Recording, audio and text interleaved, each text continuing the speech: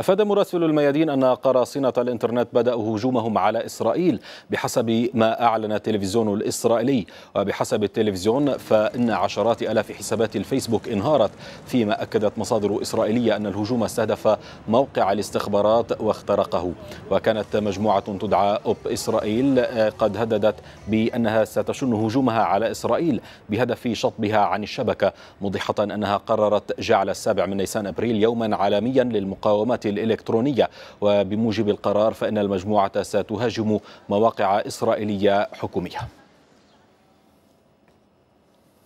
ومن فلسطين ينضم إلينا مدير مكتب الميادين ناصر اللحام. مرحبا ناصر، ما هي آخر المعلومات حول هذه الهجمة الإلكترونية على إسرائيل، وإلى أي مدى يمكن أن تؤثر على إسرائيل؟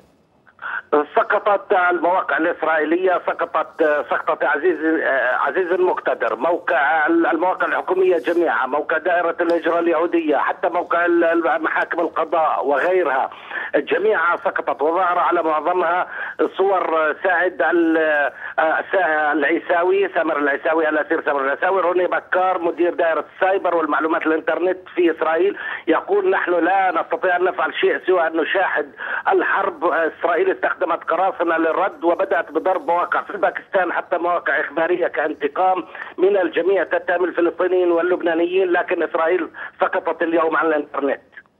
شكرا جزيلا لك ناصر اللحام، مدير مكتب الميادين في فلسطين.